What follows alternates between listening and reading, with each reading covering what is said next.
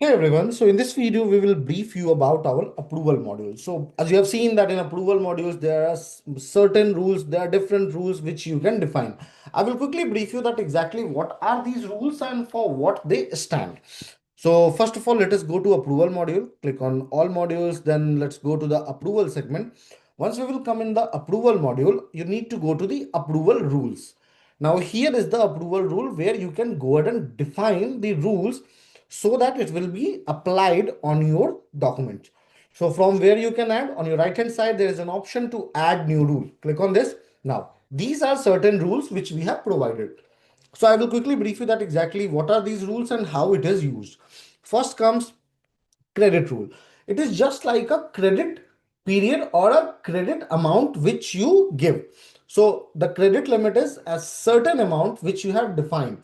That, let's take an example. You have defined that this is my buyer and I am going to supply him goods up to 1 lakh rupees. Suppose if the pending amount is 1 lakh rupees and if we have not cleared the amount after 1 lakh rupees, the system will not send the document or an additional approval will be required. So you can quickly just go ahead and define this rule and accordingly system will work and it will block or document will not get directly saved and sent to them if amount is pending of 1 lakh. Once they will deposit the amount or pay the amount, then after certain limit will get free, will get open.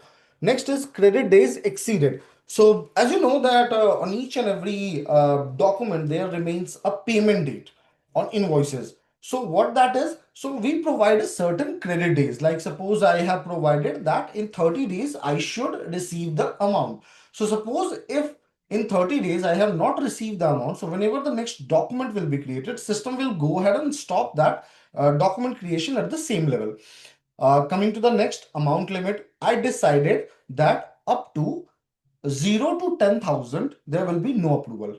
But if any document is getting created of more than 10,000 to a certain limit like 10 lakh, 20 lakh, 50 lakh, so that need to be approved and then after the document will get sent. You can simply just go ahead and mention the lower limit, higher limit and who will be the approver, and accordingly system will go ahead, brief that and work on this, and system will not allow to save and send directly if any document falls into the higher and lower limit segment.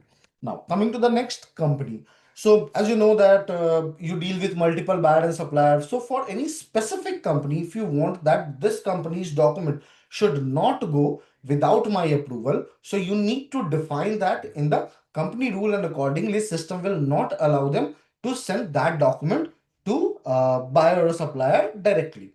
Now the mandatory terms.